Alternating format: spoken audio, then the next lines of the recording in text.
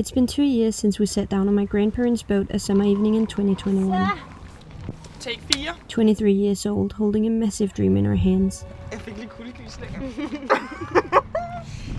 Det bliver spændende! Ready to share it with the world because just maybe if we shout this out loud, then just maybe your dream will actually come true.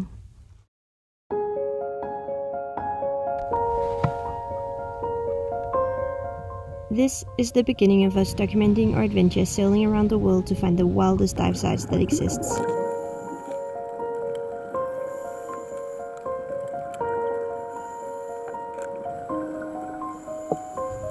I'm Leo, and this is Cecil.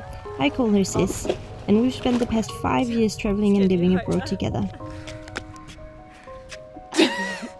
We know each other from high school, and in 2018 we moved to Porto Santo No in Thailand to work in a dive shop after having fallen in love with scuba diving and the magic beneath the ocean surface. Cecil worked as a petty dive master, and I as an underwater photographer.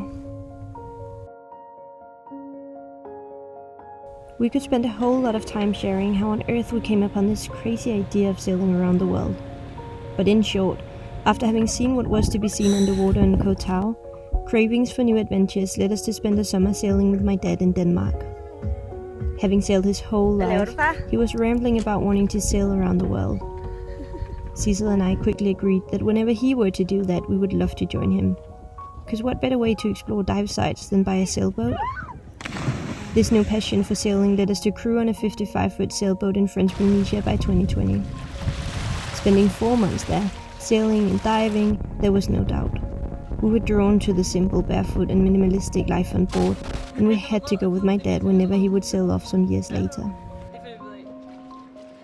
But as we came home, we were constantly looking at boats for sale, dreaming that maybe one day we could do this by ourselves. One morning, and I was in the car with my dad, having come home from French Polynesia just a few months prior, I was constantly blabbing about boats, circumnavigations and what ifs. What if we could buy this? What if Cecil and I had the right experience, the money, everything? By then my dad bluntly asked, well, why don't you just do it? And that was all it took. For one role model in our lives to ask what on earth we're waiting for. And there we were. As easy as that, the decision was made. Even though we at the time had only sailed for just 2 summers and a trip to French Polynesia and barely had any money. Now 2 years has passed by, and I'm not gonna lie, our 2 years of preparations was one big emotional roller coaster. From massive upsides, like buying a boat in Italy. Så det her skal være vores nye hjem.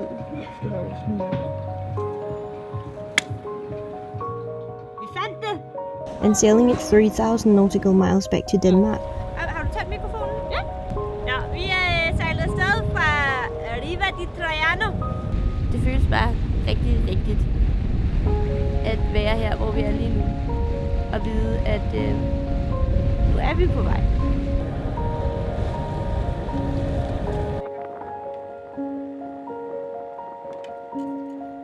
Eller at sejlet skal til Storskrald.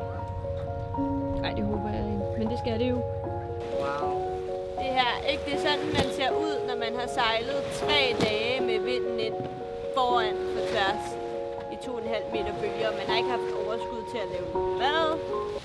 Og det har været en lidt hård start. Altså, det er jo et meget almindeligt vejr, så to sige, men det der, man skal lige finde søbenene igen, ikke?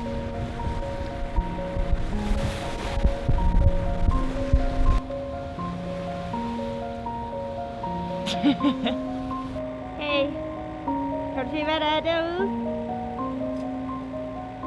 Det er Kronborg. Kronborg! Om styrbord. Vi er næsten hjemme. Næsten hjemme.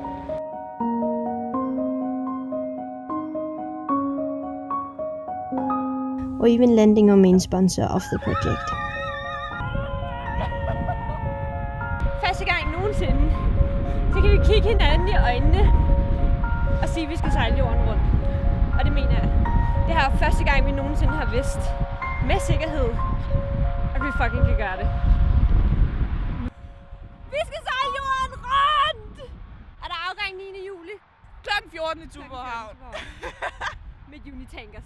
To massive downsides like learning that the boat we had carefully chosen after 8 months of searching and lending a bank loan had held on to dark secrets of massive structural damage. Damage that wasn't insurance covered due to the fact that it was from before we bought it. Damage that wasn't found during the survey we did in Italy. Damage that costed 45,000 euros in 8 months at the shipyard. Jeg ved ikke, hvad jeg havde gjort, hvis vi ikke var to. Hvis ikke der var en, man kunne ringe til. Og være sådan, jeg synes ikke, det er sjovt mere. Fordi jeg er så presset. Nu skal jeg nok stoppe med at sidde. Filme sig lidt ud i en bil klokken 12 om natten. Weirdo. But somehow, thanks to a ton of kind-hearted people, we managed to gather this money, pay our bills, and get the boat back in the water just 2 months before departure. Because we were helped by so many kind-hearted people. The shipyard, our sponsors, friends and families, and so many of you guys following our journey. All of a sudden, it wasn't just me and Cecil's circumnavigation. It felt like it was hundreds of people's project, and we owe you guys the world.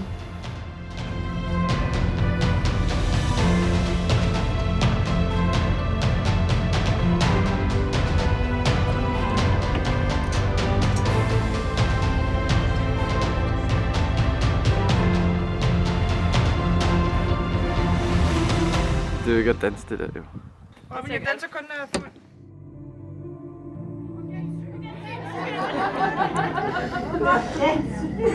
Tak fordi, at I har lyst til at blive og vi kan ud i verden. Jeg tror ikke, vi kan sige så meget lige nu. Jeg kan ikke sige noget. Nej. Jeg tror bare, vi skal afsted. Ja. Vi lover at passe på hende.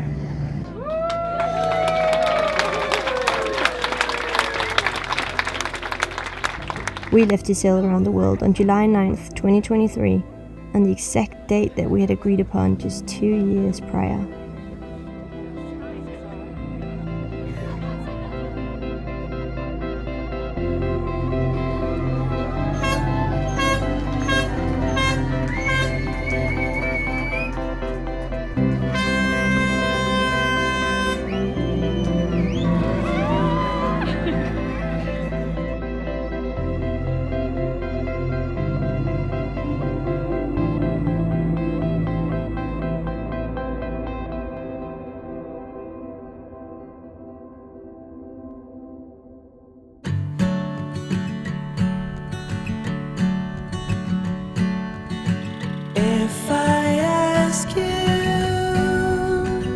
Welcome to our first episode of our video project Journal of Lulu Tao. And we're rolling!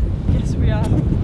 In this episode, we're taking you along on a 450 nautical miles journey sailing from Lagos in Portugal to Porto Santo in Madeira. I'm trying to spot some ducks in the water. I'm trying to put Along with us, we have our friends Robin, Clip 2. Benedikte, Rasmus, So you first fuck it up, then fix it up. and Josephine, whom all been sailing with us since we left Copenhagen almost 3 months ago. We'll be exploring the island, diving on a sunken warship, and just slowly settling in this new life on board our floating home Lulu Tao. Good morning!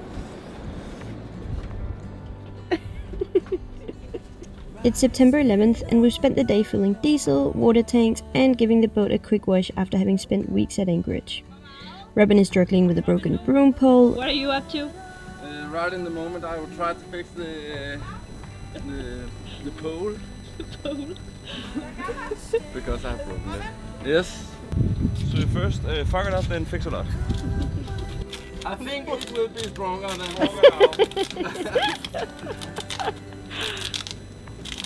I'm gonna be loving this English talking. And just a few hours after leaving, the inside glass of our oven decides to explode in the middle of Rasmus making garlic bread.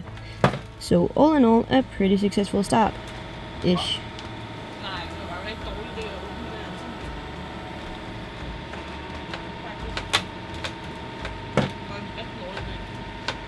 And while we're waiting for the wind to pick up, Robin decides to take the camera on a 30-minute boat tour. Clip 2. I'm gonna do you guys a favor and cut that short. I will explain a little bit of the boat. Fuck. I was pushing some button. Jeg kommer bare til at trykke på det der. Sådan der. Here we have the galley. What are you doing, Rasmus? I'm making the garlic bread. Amazing. Down here we have the seating area. Yes. And here we have the chart table, the Garmin and the Victron. Yeah, this is Leo's crib. Yeah, it's a mess. She like it, I think. And in here we have the little storage for all the tools. Go further out, and where we control the water maker as well. And in here we have the toilet. I'm still making the garlic bread. Yes. Perfect. And then we continue. Here we have all the spices. Can you see the things? Yes. And here we have my cabin at the moment. It's really nice. You can see I make my bed every day because that's how I like it. Yes. And what if we go over here? We have another cabin right now. There's no one in here because, yeah. But here we have the little middle where we have all the life vests, and out here is the major, not the major, the best room on the boat. That's where all the diving equipment is, and right now it's just a mess. So yeah, yes, that's how it is. If I run really fast, I just have to hang this up again. Running. I'm still making the garlic bread. Yes. Yes. Down here the engine is. Now I have to put the cover on. Try to look nice again because you know there is camera on, and as well as Benedicte. So now I will run up on in the front of the boat, and where we have Sliesel in the moment. She's just having her time. She's a little bit mad. That's how it is. And up here we have the anchor and it's just working so fine. And we have a new furler system on the boat. The old one was some old shit. It was expensive, but good. Out here you can see how wide the boat is and how offshore we have made the boat. If Sissel is spread, she's like almost 3 meters in full length. So you can see how wide the boat is. And the mast as well. Just continue. And we have the most epic thing on the mast. We have light on the mast. So we can see the mast in the dark. And that's amazing. And the radar from Garmin as well. And Lulu Tao. That's the nicest part on the boat. That's the lightning. And then the light on the mast. I totally forgot the most exciting thing on the boat. The solar panels.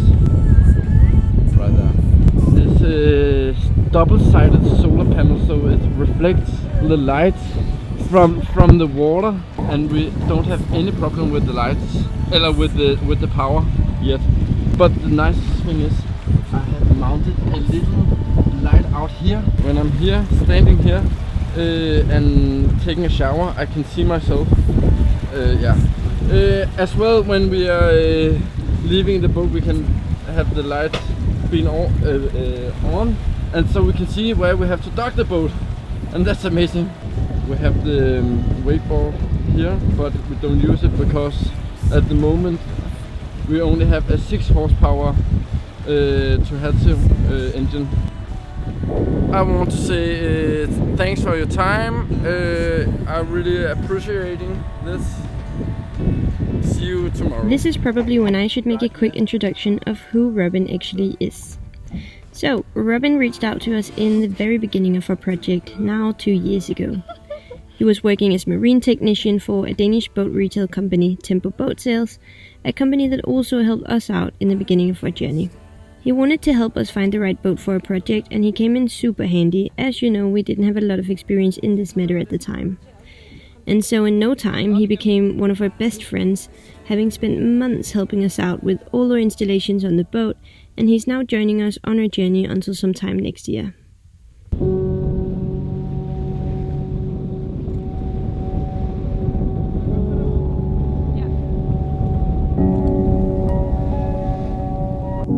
The following few days after having left Lagos behind, we spent enjoying sailing downwind in sunny weather. Cecil caught a mahi-mahi,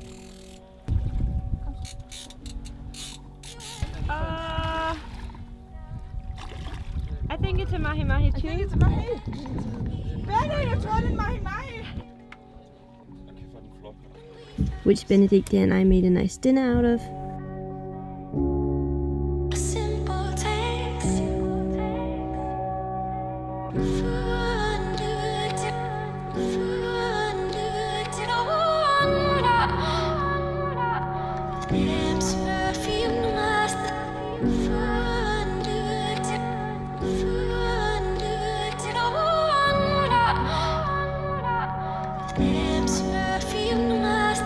And slowly the water turned into this beautiful, crystal clear, deep blue ocean color, which we've been longing for so long.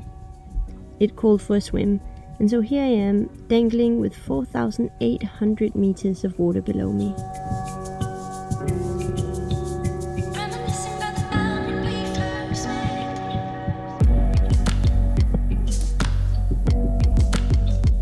We even passed the incredible research vessel Ocean Explorer, who later on happened to send us a photo of our boat, as one of their employees, Jessie, had recognized our boat and was kind to send us some beautiful photos of Lulu Tao in the middle of this massive ocean.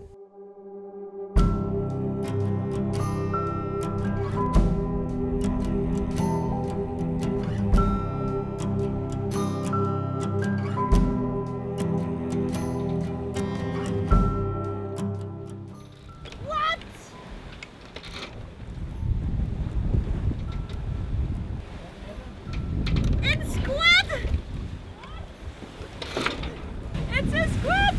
This was literally just on the deck. Like, you can see where the dead mark is from it. Oh, how the hell does this end up in the boat?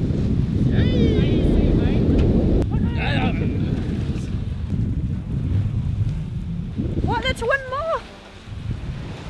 How are these ending up on the boats? I don't get it. Squid don't jump, do they? Oh, that's a fresh one. See those? There's a baby squid. I just woke up. How do you reckon these end up on the boat? You think it's the birds? But we've not really seen any birds because we're quite far from land now. I can't really think right now. Too tired? I think it jumped. Do you think it jumped? So after getting to shore, we did Google this and also shared this squid experience on our Instagram stories. Quite a few of our followers messaged us back that they do in fact jump, and especially in the Pacific we can expect to find way more of these on our deck. Quite unfortunate to jump up in the middle of the Atlantic Ocean and then happen to land on a boat. But someone messaged us that when it's dark they are attracted by the nav light, and that's why they end up on the deck. Hi, friend.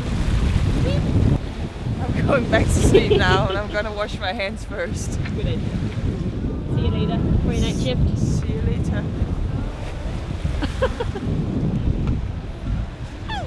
Oh, sleep well. Alright, so it's day 3 on our crossing to Porto Santo now. And honestly, I think this has been the best trip we've had since we left Denmark 2 months ago. We're 5 on board, so me and Cecil are doing 4-hour shifts, changing in between each other. And then Rasmus and Benedicte and Robin, they are doing 3-hour shifts. And it's just working really well. So they are having a 5-hour shift in the daytime actually, and then 3 hours in the night. It's so nice to be sailing offshore as well. Sailing up along Portugal's coast, we were staying really close to shore because of the whole orca situation, because it's advised that you stay close to 20 meters of depth in order to avoid them. And so there's a ton of fishing buoys sailing there, so you have to like constantly be paying attention, and it's really difficult to see those buoys at night. And there's loads of fishing vessels without AIS and everything, and out here it's just there's just nothing to disturb you really. Yeah, I've missed this. I just like this trip is just, it's kind of defined for me why these past 2 years of super hard work was actually worth it. Because this is exactly what we were dreaming of, and it feels amazing. Yeah.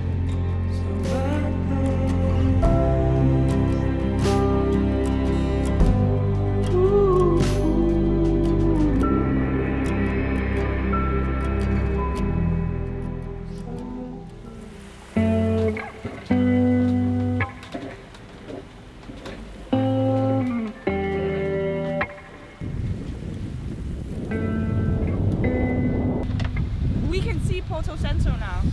Yay! And we haven't seen land since we left Monday, and it's currently Thursday evening. And right now it's whale season in Madeira. So I'm gonna step like 5 meters up our mast to see if I can spot some whale.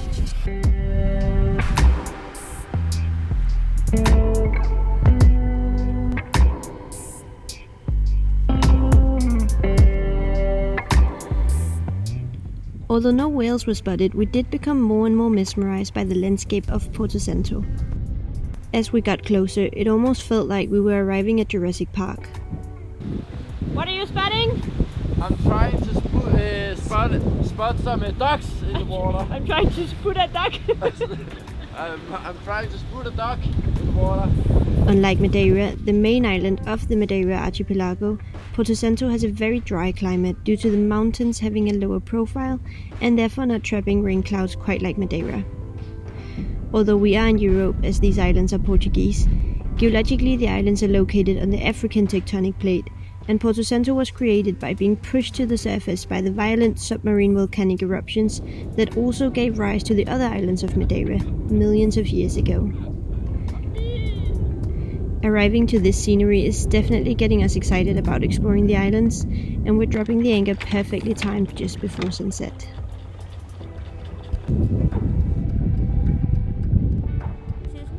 Susan? Yeah. Do you want to go for a swim? No. Do you want to go for a swim with goggles? No. What I can't switch from English to Danish all of a sudden. I can't figure out if it's green or blue. You can't really see it on the camera. We just arrived to where are we? Porto Santo. Porto Santo, and dropped the anchor. And now we want to see the bottom because the water is 25.7 degrees. So Did you check now? no. 25.9 Okay. degrees. Almost 60. It's 16. 26. 26 degrees. The entertainment of the day is always Robin.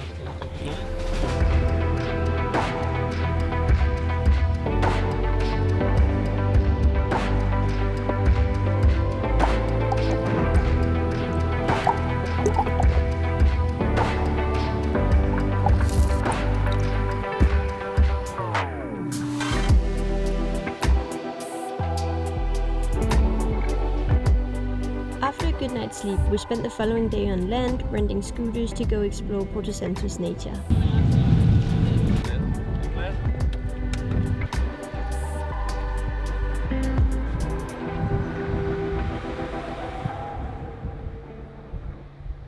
At the moment,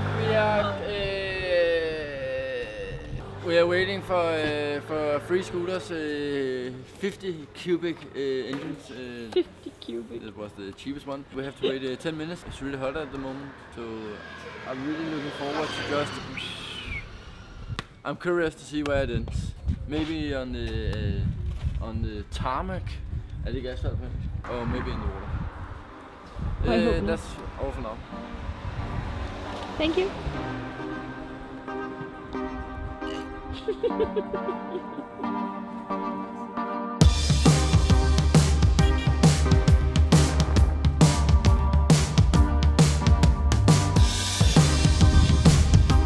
comes tourist 1 and 2. Leo just recorded without turning on the microphone. I did not. We have rented 3 scooters for today. Yeah. We're a bit handicapped when sailing around the world because as much freedom you have when you can literally sail to anywhere that has a coastline, it kind of sucks to get on land and not be able to, you know, we hike a lot and we walk a lot. We don't, but we will. But we will. We haven't so far.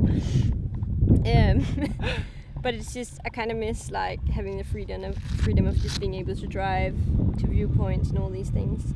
So we will today explore the whole island. Yes, we will. And then tomorrow we're going on a fun dive. We're going wreck diving. Yeah, I'm super excited for that.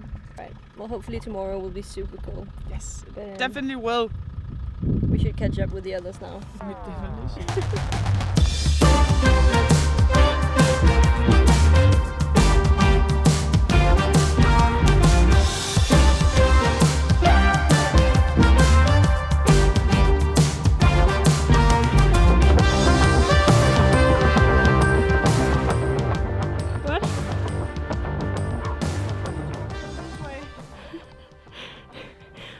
out of breath and we walked like 200 meters.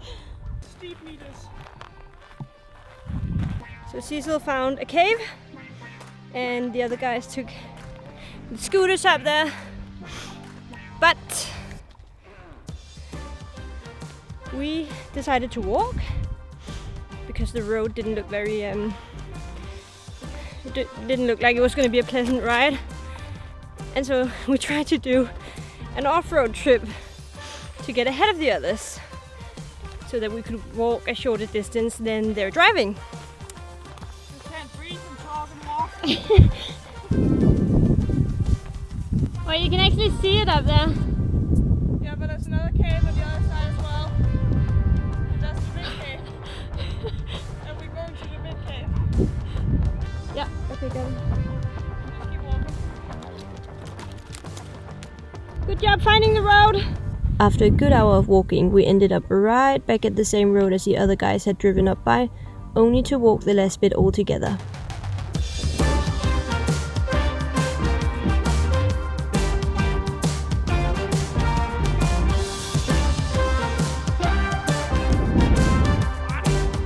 There's the cave!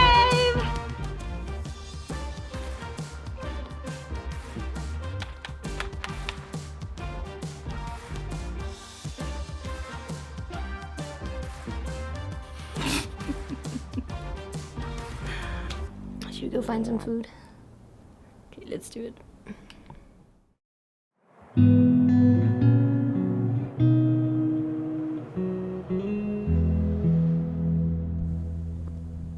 The following morning, we're getting up just before sunrise to go on an exciting wreck dive with some friends from another boat. Good morning!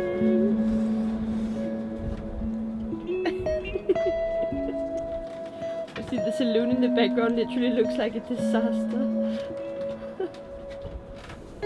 These moments that we're having right here in the early mornings, on our way out to do the one thing we love more than anything in the world, is exactly what we're living for.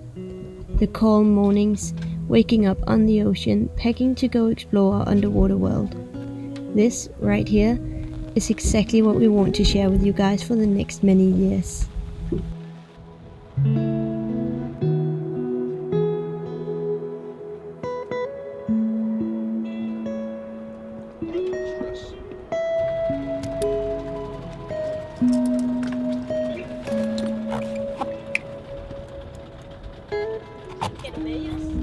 While we're having technical difficulties with a new dive compressor because we didn't take the high start power into account when buying an electrical compressor, we're getting assistance from our friends from Enterprise to fill our scuba tanks for the dive. And actually also to get a ride to the dive site, because our small outboard engine is struggling with the heavy gear.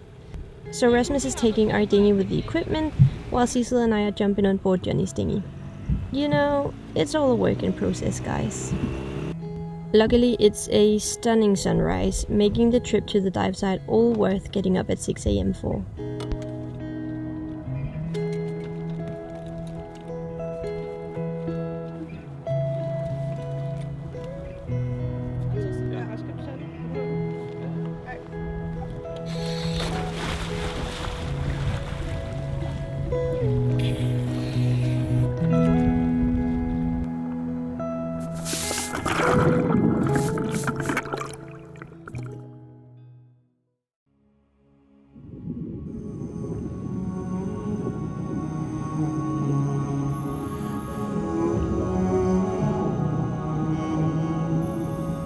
To us, emerging beneath the ocean surface is like entering an alien world full of magical creatures. The shipwreck we're about to dive on lies just a mile from the coast of Porto Santo, 32 meters below the surface. It's an 85-meter-long warship that served the Portuguese Navy for 40 years before it was decided to sink the vessel to create an artificial reef from where marine life could be studied and observed, all while serving as an underwater museum and training site for divers.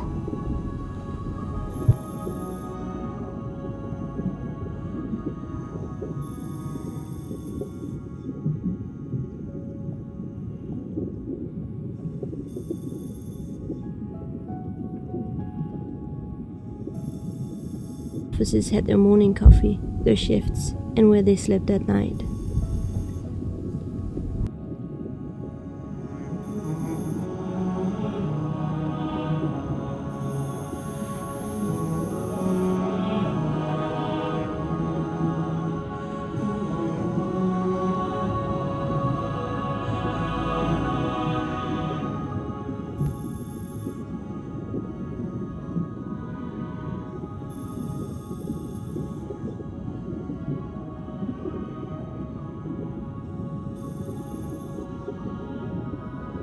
When sinking a shipwreck, but it surely is way better than if it had sunk by accident.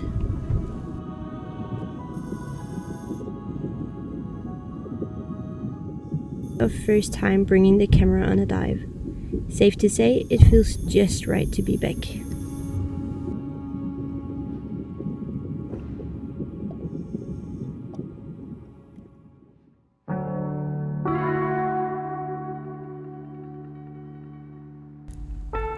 Thank you for watching our very first episode of Journal of Lulu Tao.